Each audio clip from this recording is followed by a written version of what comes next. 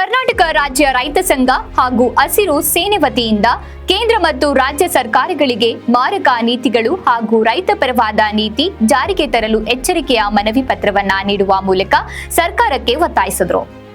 ಚಳ್ಳಕೆರಮ್ಮ ದೇವಸ್ಥಾನದಿಂದ ಹೊರಟ ಪ್ರತಿಭಟನಾ ಮೆರವಣಿಗೆ ನೆಹರು ವೃತ್ತದಲ್ಲಿ ಸರ್ಕಾರಗಳ ವಿರುದ್ಧ ಆಕ್ರೋಶ ಹೊರಹಾಕಿ ನಂತರ ತಾಲೂಕು ಕಚೇರಿಗೆ ಧಾವಿಸಿ ಪ್ರತಿಭಟನೆ ನಡೆಸಿದರು.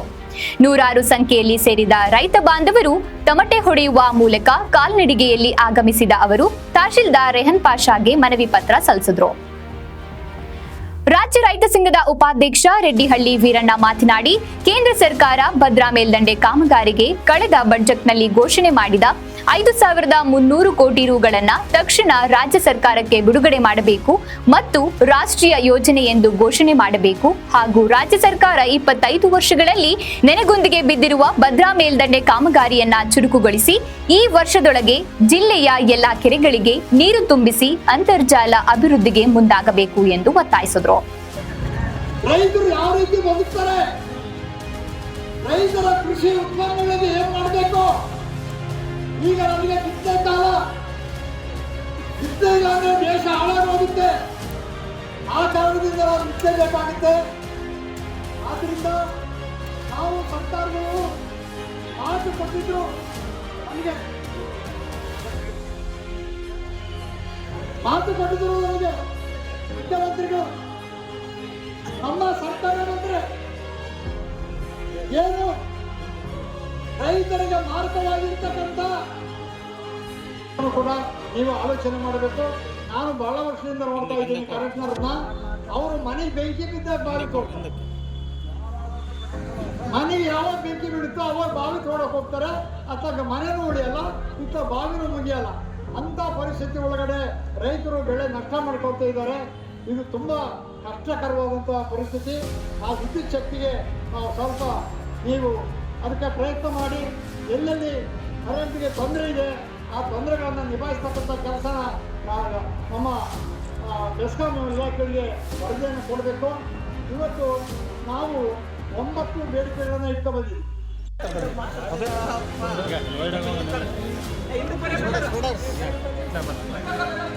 ಎಲ್ಲ ಆತ್ಮೀಯ ನನ್ನ ಬಂಧುಗಳೇ, ಏನು ಇವತ್ತು ನಮ್ಮ ಚಳ್ಳಕೆರೆ ತಾಲೂಕಿನ ಸಂಪೂರ್ಣ ಎಲ್ಲ 36 ಇಲಾಖೆಗಳ ಜವಾಬ್ದಾರಿಯನ್ನು ಹೊತ್ತು ಇವತ್ತು ನಿಭಾಯಿಸತಕ್ಕಂಥ ನಮ್ಮ ತಾಲೂಕಿನ ತಹಶೀಲ್ದಾರ್ ಹಾಗೂ ದಂಡಾಧಿಕಾರಿ ಇವರು ಕೂಡ ನಾವು ಇವರ ಮುಖಾಂತರ ಸರ್ಕಾರಕ್ಕೆ ಒಂದು ಮನವಿ ಪತ್ರವನ್ನು ಕೊಡಲಿಕ್ಕೆ ಬಂದಿದ್ದೀವಿ.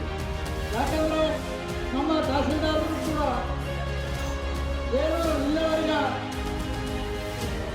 ನಾವು ಮನವಿ ಪತ್ರ ಕೊಡ್ತಾ ಇದ್ದೀವಿ, ಅವೆಲ್ಲ ಮನೆ ಕೇಳ್ತಾನೆ ಇದ್ದಾರೆ, ಅವು ವಾಪಸ್ ಬರ್ತಾ ಇಲ್ಲ. ಯಾಕೆ ಅಂತ ಅವ್ರು ಸ್ವಲ್ಪ ನಮಗೆ ಉತ್ತರ ಹೇಳಬೇಕು. ಯಾಕಪ್ಪ ಒಬ್ಬರಿಗೆ ಬಂದರೆ ಒಬ್ಬರಿಗೆ ಬಂದಿಲ್ಲ, ಯಾಕಪ್ಪ ಈ ತಾರತಮ್ಯ? ಬೆಳೆ ನಷ್ಟ ಪರಿಹಾರ ಕೊಡ್ತೀವಿ ಅಂತ ಹೇಳಿದ್ರಿ, ಯಾರಿಗೆ ಕೊಟ್ರಿ? ಕೇಂದ್ರ ಸರ್ಕಾರ ಒಂದಿಷ್ಟು 300 ಕೋಟಿ ಬಿಡುಗಡೆ ಮಾಡ್ತು, ಅದನ್ನ ಎಲ್ಲರ ಬಾಯಿಗೆ ಮುಸುಡಿಗೆ ಮರೆಸಿದ್ರಿ, ಸುಮ್ಮನಾದ್ರಿ. ನಿಮ್ಮ ರಾಜ್ಯ ಸರ್ಕಾರದ ಪಾಲು ಎಲ್ಲಿ ಹೋಯಿತು? ನಿಮ್ಮ ರಾಜ್ಯದ ಸರ್ಕಾರದ ಪಾಲು ಬೆಳೆ ನಷ್ಟ ಪರಿಹಾರ ಯಾಕೆ ಕೊಟ್ಟಿಲ್ಲ ಇಲ್ಲಿವರೆಗೆ?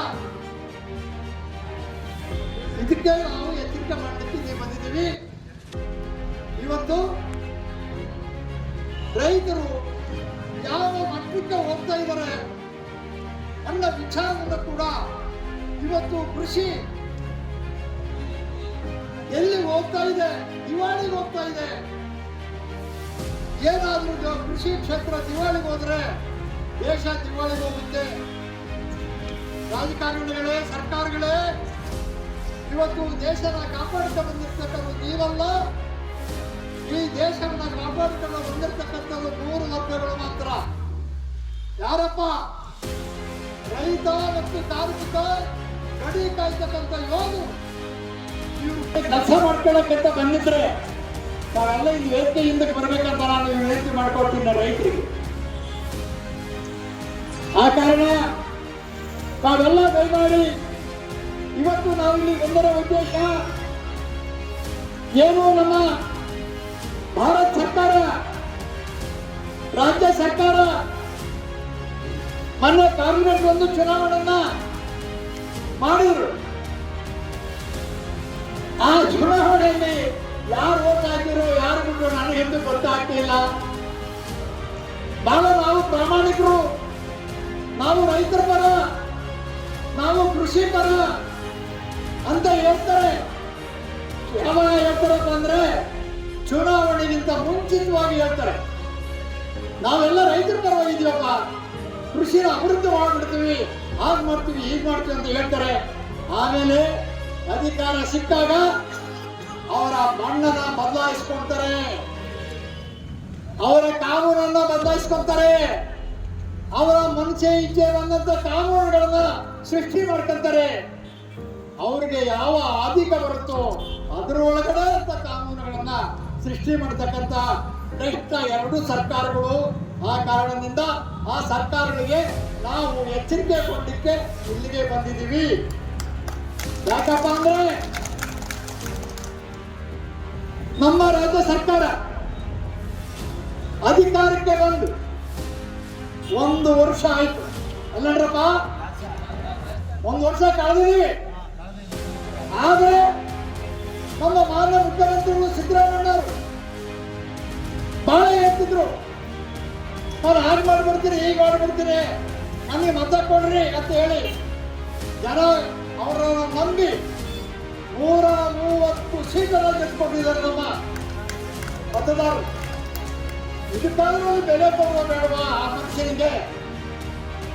ಆದ್ರೆ ಇವತ್ತು ಬರಗಾಲ ನಮ್ಮ ರಾಜ್ಯದಲ್ಲಿ 223 ತಾಲೂಕುಗಳು ಸಂಪೂರ್ಣ ಬರಗಾಲ, ಮಳೆ ಬಂದಿಲ್ಲ, ಒಂದಿಡಿ ಮೇವಾಗಿಲ್ಲ, ಒಂದಿಡಿ ಕಾಳಾಗಿಲ್ಲ, ಸಂಪೂರ್ಣ ಬರಗಾಲಕ್ಕೆ ಸಿಕ್ಕಾಕೊಂಡಿದ್ದಾವೆ ಅಂತ ಆ ಮಹಾತ್ಮೆ ಘೋಷಣೆ ಮಾಡಿ ಇವತ್ತು ಬರಗಾಲಕ್ಕೆ ಏನಪ್ಪ ಮಾಡಿದ್ದಾರೆ, ಜನಸಂಖ್ಯೆಗೆ ಆಹಾರಕ್ಕೆ ಭದ್ರತೆಗಾಗಿ ಶ್ರಮ ಮಾಡತಕ್ಕಂಥ ನಮ್ಮ ತಾಯಂದಿರು ಮತ್ತು ನನ್ನ ತಾಲೂಕಿನ ಅನ್ನದಾತರು ಅವ್ರಿಗೆಲ್ಲರಿಗೂ ನನ್ನ ಅನಂತ ನಮಸ್ಕಾರಗಳು. ಹಾಗೆ ಏನು ನಮ್ಮ ಪತ್ರಿಕಾ ಮಾಧ್ಯಮದವರಿದ್ದಾರೆ, ಅವ್ರು ಏನ್ ಕೆಲಸ ಮಾಡ್ತಾರಪ್ಪ ಅಂದ್ರೆ ಅವ್ರ ಕಷ್ಟ ಸುಖನ ಯಾರು ಲೆಕ್ಕ ಹಾಕಂಗಿಲ್ಲ. ಅವ್ರು ಊಟ ಮಾಡ್ತಾರೋ ಬಿಡ್ತಾರೋ ಗೊತ್ತಿಲ್ಲ ನನಗಂತೂ. ಎಲ್ಲಿ ಏನೋ ಬರ್ತತೆ ಏನಿಲ್ಲ ಅಂದ್ರೆ ಅವ್ರು ಹೋಗಿ ಎಲ್ಲಿ ಅನ್ಯಾಯ ಆಗ್ತಾ ಇದೆ, ಯಾರು ಭ್ರಷ್ಟಾಚಾರ ಮಾಡ್ತಾ ಇದ್ದಾರೆ, ಏನು ಎಲ್ಲಿ ಶೋಷಣೆ ಒಳಗಾಗ್ತಾ ಇದ್ದಾರೆ ಅನ್ನೋ ಎಲ್ಲ ವಿಚಾರಗಳನ್ನ ತಂದು ಜನಗಳ ಕಣ್ಣ ಎದುರಿಗೆ ಕಾಣುವಂತೆ, ಜನಗಳಿಗೆ ಮನವರಿಕೆ ಆಗುವಂತೆ ಪತ್ರಿಕೆಯಲ್ಲಿ ಬಿತ್ತಿ ಪತ್ರಿಕೆಗಳಲ್ಲಿ ವಿಚಾರಗಳನ್ನ ಕೊಟ್ಟು ಇವತ್ತು ಎಲ್ಲರ ಮನೆಗಳ ಮನವನ್ನ ಸೆಳೆಯಂತ ಕೆಲಸವನ್ನ ಮಾಡ್ತಕ್ಕಂಥ ಎಲ್ಲ ನನ್ನ ಪತ್ರಿಕಾ ಮಾಧ್ಯಮದವರು, ಮೀಡಿಯಾ ಮಾಧ್ಯಮದವರಿಗೂ, ನನ್ನ ರೈತ ಸಂಘದ ಪರವಾಗಿ ಎಲ್ಲರಿಗೂ ಅನಂತ ಧನ್ಯವಾದಗಳನ್ನು ಸಲ್ಲಿಸ್ತಾ ಇದ್ದೇನೆ. ಸ್ನೇಹಿತರೆ, ಇದೇ ಸಂದರ್ಭದಲ್ಲಿ ತಾಲೂಕು ಅಧ್ಯಕ್ಷ ಶ್ರೀಕಂಠಮೂರ್ತಿ ಮಾತನಾಡಿ, ರೈತರು ಕಳೆದ 30 ವರ್ಷಗಳಿಂದ ಭದ್ರಾ ಮೇಲ್ದಂಡೆ ಯೋಜನೆಯ ನೀರಿಗಾಗಿ ಜಾತಕ ಪಕ್ಷಿಗಳಂತೆ ಕಾದು ಈ ಮೇಲ್ಕಂಡ ವಿಷಯಕ್ಕೆ ಸಂಬಂಧಿಸಿದಂತೆ ಹೋರಾಟ ನಡೆಸುತ್ತಿದ್ದಾರೆ. ಅಧಿಕಾರಕ್ಕೆ ಬರುವ ಪ್ರತಿಯೊಂದು ಸರ್ಕಾರವೂ ಭರವಸೆ ನೀಡುತ್ತದೆಯೇ ಹೊರತು ಇಂದಿಗೂ ಕಾಮಗಾರಿಯನ್ನ ಪೂರ್ಣಗೊಳಿಸಿ ನೀರು ಕೊಡುವ ಕೆಲಸ ಮಾಡಿರುವುದಿಲ್ಲ. ಈ ಯೋಜನೆಯನ್ನ ರಾಜಕಾರಣಿಗಳು ವೋಟು ಬ್ಯಾಂಕಿಗೆ ಬಳಸಿಕೊಂಡು ರೈತರಿಗೆ ಮೋಸ ಮಾಡುತ್ತಾ ಬಂದಿದ್ದಾರೆ. ಆದ್ದರಿಂದ ಕೇಂದ್ರ ಸರ್ಕಾರ 5,300 ಕೋಟಿ ರುಗಳನ್ನ ತಕ್ಷಣ ಬಿಡುಗಡೆ ಮಾಡಬೇಕು. ನಿರುದ್ಯೋಗಿಗಳಿಗೆ ಕಾಮಗಾರಿಯನ್ನ ಕೈಗೆತ್ತಿಕೊಂಡು ರೈತರ ಕೈಗೆ ಕೆಲಸಗಳನ್ನ ಕೊಡಬೇಕು. ರಾಜ್ಯ ಸರ್ಕಾರವು ಬರಗಾಲವನ್ನ ಅನುಭವಿಸುತ್ತಿರುವ ರೈತರಿಗೆ, ಕಾರ್ಮಿಕರಿಗೆ ಮತ್ತು ಬೆಳೆ ಪರಿಹಾರ ಸಮರ್ಪಕವಾಗಿ ಎಲ್ಲ ರೈತರ ಖಾತೆಗಳಿಗೆ ಹಣ ಜಮಾ ಆಗಬೇಕು ಎಂದು ಒತ್ತಾಯಿಸಿದರು. ನಮಗೆ ಬೆಲೆ ಬರೋದು ಎಂದು ಸುಮ್ಮನೆ ಕಾನೂನಾತ್ಮಕವಾಗಿ ಇಲ್ದಂಗೆ ಬೆಂಬಲ ಬೆಲೆ ಘೋಷಿಸಿ ಏನ್ ಬೆಂಬಲ ಬೆಲೆ ಘೋಷಿಸಿ ಏನ್ ಬೆಂಬಲ ಬೆಲೆ ತಗೊಂಡು ಏನ್ ಮಾಡ್ತೀವಿ? ಯಾವ ಮಾರ್ಕೆಟ್ ನಿನ್ ಬೆಂಬಲ ಬೆಲೆ ನಡೆಯುತ್ತೆ? ಸುಮ್ಮನೆ 50, 10, 20, 30 ಜಾಸ್ತಿ ಮಾಡಿ ನಾನು ಈ ವರ್ಷ ಬೆಂಬಲ ಬೆಲೆ ಘೋಷಣೆ. ಬೆಂಬಲ ಬೆಲೆ ಕಾನೂನಾತ್ಮಕವಾಗಿ ಮಾಡೋದು ಇಲ್ಲ. ನೀನು ನಮಗೆ ಯಾವ್ದು ಬೆಲೆ ಇಲ್ಲ. ಸುಮಾರು ಸ್ವತಂತ್ರ ಬಂದು 75-76 ವರ್ಷ ಕಳೆದ್ರು ನಮ್ ಬೆಳೆದ ಬೆಲೆ ಇಲ್ಲ ಅಂದ್ರೆ ನೀನ್ ಏನ್ ಮಾಡ್ದಂಗೆ? ಯಾವ ಸರ್ಕಾರಕ್ಕೆ ಅರ್ಥ ಆಗಲ್ಲಂದ್ರೆ ಎಲ್ಲ ನಾನ್ ಬುದ್ಧಿವಂತರು ಎಲ್ಲಾ ಮೇಲೆ ಎಲ್ಲಾ ಸರ್ಕಾರಗಳು ಎಲ್ಲಾ ಪಕ್ಷದವರು ಒಂದು ಬೆಲೆ ನೀತಿ ಕೊಡ್ಬೇಕನ್ನೋದು ಯಾರಿಗೂ ಅರ್ಥ ಆಗಲ್ವಾ? ಒಂದು ಪುಂಡ್ ಪಿನ್ನಿಗೆ ಚಪ್ಪಲಿಗೆ ಬೆಂಕಿ ಪಟ್ಟಕ್ಕೆ ಬೆಲೆ ಐತಲ್ರಿ, ನಾವು ಬೆಳೆದ ಬೆಲೆ ಇಲ್ಲ ಅಂದ್ರೆ ಇವತ್ತು 50 ರೂಪಾಯಿ ನಾಳೆ 5 ರೂಪಾಯಿ ಆಗ್ಬೋದು, 50 ಪೈಸೆನೂ ಆಗ್ಬೋದು. ಎಂತ ನಮಗೆ ಬೆಲೆ ನೀತಿ ಬರೋದು? ನಮಗೆ ಬೆಲೆ ನೀತಿ ಕೊಡೋದು ಯಾವಾಗ ನೀವು? ಇದು ಅರ್ಥ ಆಗಲ್ವಾ ಯಾರಿಗೂ? ಮೋದಿ ಇಡೀ ವಿಶ್ವಕ್ಕೆ ಭಾರಿ ಇದೆಯೇನೋ, ಬಹಳ ಬುದ್ಧಿವಂತ. ಇದು ಈ ಮೋದಿಗೆ ಅರ್ಥ ಆಗಲ್ವಾ? ಈ ಬೆಲೆ ನೀತಿ ಮಾಡ್ರಿ, ಕಾನೂನಾತ್ಮಕವಾಗಿ ವೈಜ್ಞಾನಿಕವಾಗಿ ಬೆಲೆ ಕೊಡ್ರಿ ಅಂತ ಅಲ್ಲಿ ನಮ್ಮ ಅಣ್ಣ ತಮ್ಮಂದ್ರು ಬೀದ ಕುತ್ಕೊಂಡು ಹೋರಾಟ ಮಾಡ್ತಾರ್ರಿ. 750 ಜನ ಬಲಿ ಕೊಟ್ರಲ್ರಿ. ಇನ್ನೂ ಸಾಲ್ತೇನ್ರಿ ನಮ್ದು ಇನ್ನೂ ನಿಮ್ಗೆ ದಾಹ ತೀರಿದೇನ್ರಿ, ನಮ್ಮ ರಕ್ತದ ದಾಹ. ಇನ್ನು ಎಂತ ಬುದ್ಧಿವಂತರು ಮಾಡೋದಾಗ ಇನ್ನು ಬುದ್ಧಿವಂತ ಆಗ್ಬೇಕಂತ ಇದ್ರಿ ನೀವು ಡಾಕ್ಟ್ರ ಏನಾರ? ಇಡೀ ವಿಶ್ವಕ್ಕೆ ಬುದ್ಧಿವಂತರು ಅಂತ ಹೇಳಿ ಒಂದು ಬೆಲೆ ನೀತಿ ರೈತರಿಗೆ ಕೊಡಲ್ಲ ಅಂದ್ಮೇಲೆ ಇನ್ನೇನ್ ಮಾಡಕ್ ಸಾಧ್ಯ? 5 ವರ್ಷಗಳಿಂದ ನೆನೆಗೊಂದು ನೀಡುತ್ತಿರುವ ಭದ್ರಾ ಮೇಲ್ದಂಡೆ ಕಾಮಗಾರಿಯನ್ನು ಚುರುಕುಗೊಳಿಸಿ ಈ ವರ್ಷದೊಳಗೆ ಜಿಲ್ಲೆಯ ಎಲ್ಲಾ ಕೆರೆಗಳಿಗೆ ನೀರು ತುಂಬಿಸಿ ಅಂತರ್ಜಲ ಅಭಿವೃದ್ಧಿಗೆ ಮುಂದಾಗಬೇಕು. ಮಾನ್ಯರೇ, ಈ ಮೇಲ್ಕಂಡ ವಿಷಯಕ್ಕೆ ಸಂಬಂಧಿಸಿದಂತೆ ಬರದ ಬಯಲುಸೀಮೆ ಚಿತ್ರದುರ್ಗ ಜಿಲ್ಲೆಯ ರೈತರು ಕಳೆದ 30 ವರ್ಷಗಳಿಂದ ಭದ್ರಾ ಮೇಲ್ದಂಡೆಯ ಯೋಜನೆಯ ನೀರಿಗಾಗಿ ಜಾತಕ ಪಕ್ಷಿಗಳಂತೆ ಕಾದು ಹೋರಾಟ ನಡೆಸಿದ್ದಾರೆ. ಅಧಿಕಾರಕ್ಕೆ ಬರುವ ಪ್ರತಿಯೊಂದು ಸರ್ಕಾರವು ಭರವಸೆ ನೀಡುತ್ತದೆಯೇ ಹೊರತು ಇಂದಿಗೂ ಕಾಮಗಾರಿಯನ್ನು ಪೂರ್ಣಗೊಳಿಸಿ ಸರ್ಕಾರ 5,300 ಕೋಟಿ ರೂಪಾಯಿಗಳನ್ನು ತಕ್ಷಣ ಬಿಡುಗಡೆ ಮಾಡಬೇಕು. ರಾಜ್ಯ ಸರ್ಕಾರವು ಬರಗಾಲವನ್ನು ಅನುಭವಿಸುತ್ತಿರುವ ರೈತರಿಗೆ, ಕಾರ್ಮಿಕರಿಗೆ ಮತ್ತು ನಿರುದ್ಯೋಗಿಗಳಿಗೆ ಕಾಮಗಾರಿಯನ್ನು ಕೈ ಎತ್ತಿಕೊಂಡು ರೈತರ ಕೈಗೆ ಕೆಲಸಗಳನ್ನು ಕೊಡಬೇಕು. ಬೆಳೆ ನಷ್ಟ, ಬೆಳೆ ಪರಿಹಾರ ಸಮರ್ಪಕವಾಗಿ ಎಲ್ಲಾ ರೈತರ ಖಾತೆಗಳಿಗೆ ಹಣ ಜಮಾ ಆಗಬೇಕು. ಬಗರ್ ಹುಕುಂ ಸಾಗುವಳಿ ಮಾಡುವ ಎಲ್ಲಾ ರೈತರಿಗೆ ಹಕ್ಕುಪತ್ರಗಳನ್ನು ತಕ್ಷಣ ಕೊಡಬೇಕು.